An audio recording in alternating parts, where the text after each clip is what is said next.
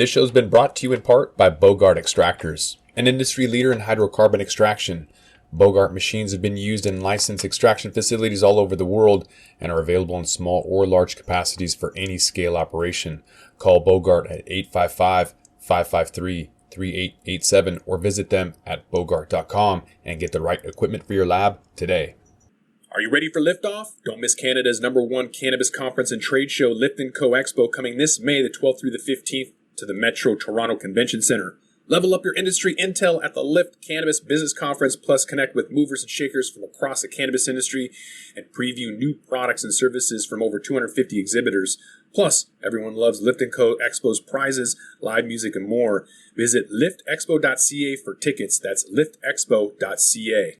Welcome back to The Talking Hedge. Here we have an 8-part cannabis business plan. If you're looking at getting into the cannabis industry, this is an A to Z step or plan on how to do that, how to manage that. In part 1, we discussed setting up the ideal team.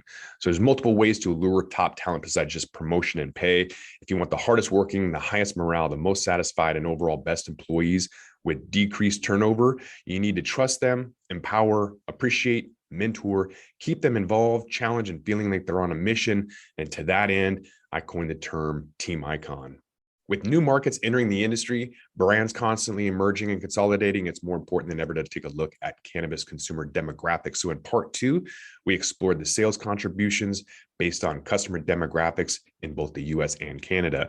By analyzing purchasing and category trends, you'll be able to better understand how different customers shop, what type of products they tend to purchase, etc.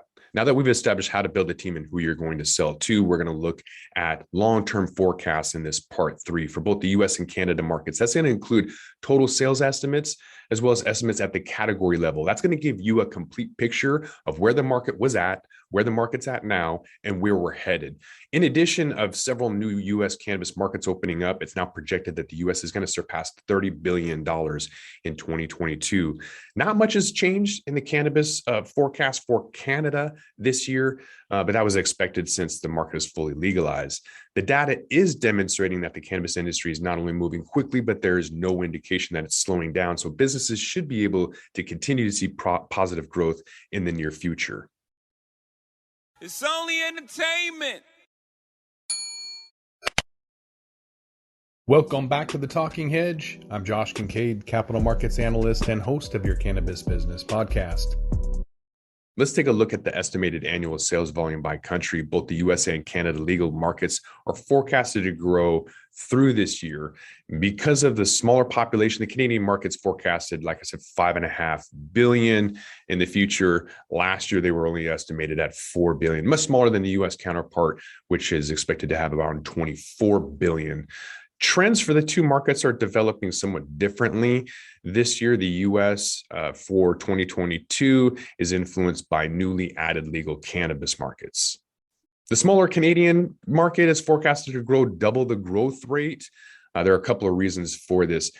They're growing from a smaller base. It always makes that jump in percentage more noticeable.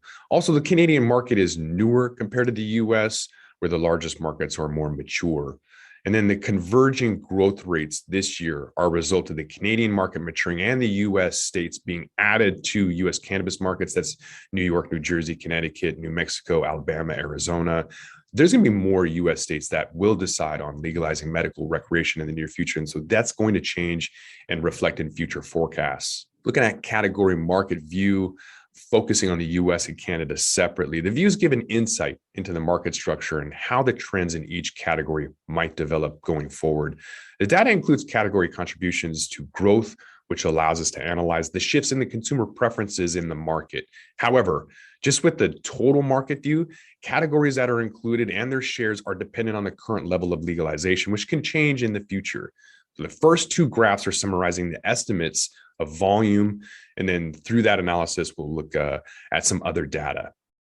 Taking a look at category sales up in Canada, pre-roll is definitely popular on the West Coast between Oregon and Washington, BC and California. People love their pre-rolls, but the 2.0 rollout in Canada has not been helpful for tinctures, topicals, and some of the therapeutic products. Even vape pens aren't selling. Some of the reasons I've heard of is because it's really expensive. Also, the quality is not very good. Flower is still dominant, but pre-rolls are gaining a lot more popular. That grab and go is definitely very, very popular up in Canada, but so is the black market. The BC cannabis market is very mature, just like California's. So they know what they want. They're not going to worry about vape pens or the smell of pre-rolls.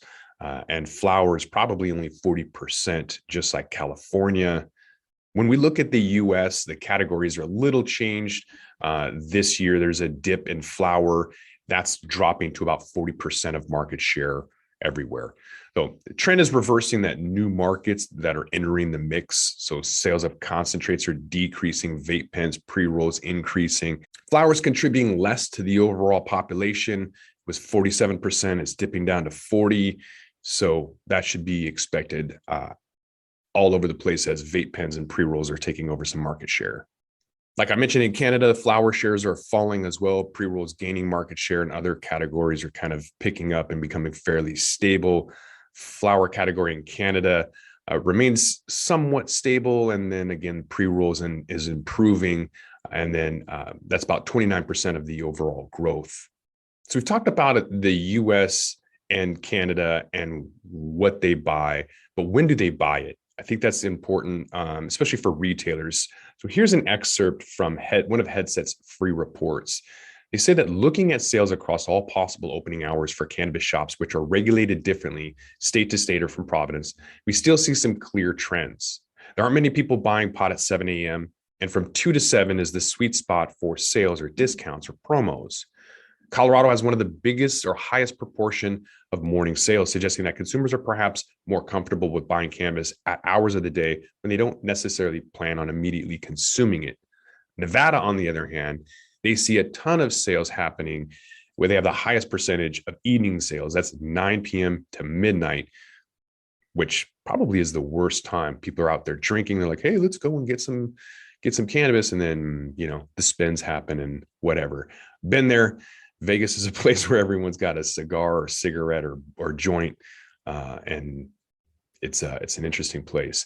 Alberta, up in Canada, no sales between 7 and 9 a.m. because retailers can't legally open until 10 a.m. So when you look at the sales by day of week or a basket analysis, Friday happy hour applies to cannabis as well. On Fridays, as similar with other days, the majority of baskets are sold between 3 and 8. But the 3 to 5 time frame, that takes up a third of all sales. So if you're going to have a store, make sure that between 3 and 5 on Fridays, that a third of all of your sales are ready to go. And the majority of that is going to be edibles on Friday.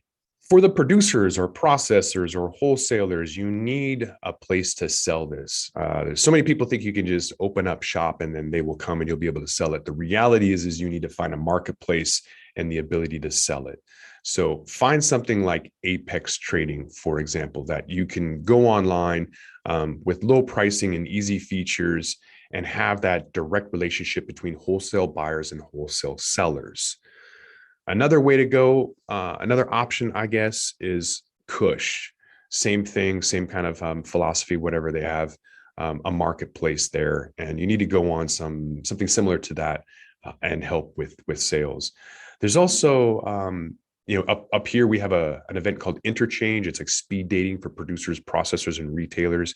You need to find out what that is in your area and get on board as quickly as possible, because just creating, the best fire or whatever is not good enough. There's a lot of athletes who produce CBD products. They get into, CVS across 24 stores and they think that that's all they need, and then realize no one's actually buying it. You need a massive budget for marketing and advertising, as well as distribution. So not too much has changed for the Canadian forecast in 2022. There's going to be some additional markets in the US that are going to significantly influence that forecast. The US market is now estimated to surpass $30 billion this year, and the Canadian market is estimated to reach $5.5 billion now. So next time we're going to talk about the investing from the standpoint of a CFO or controller. When you have an investment deck, you need to decide how much equity you're going to have and what type. Is it going to be equity or debt? Are you going to have warrants or rights? Is it going to be a convertible note? All of those things you're going to want to check out, as well as the rest of this 8-part series for how to create a cannabis business from A to Z. With that, we're going to roll this one up. I'm Josh Kincaid. This is The Talking Hedge. Don't forget to like, share, and subscribe, or don't, and I'm out.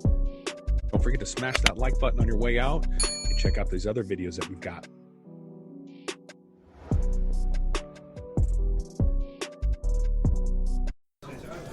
I'm Larry Mishkin. I'd like to invite you to join Jim, Marty, and me on our weekly podcast, The Deadhead Cannabis Show. Each week we explore the latest cannabis and jam band news and reminisce with other cannabis industry deadheads and jam band aficionados about the great musical acts that we've seen and heard. Check out a new episode every Monday at mjbulls.com or wherever you listen to podcasts.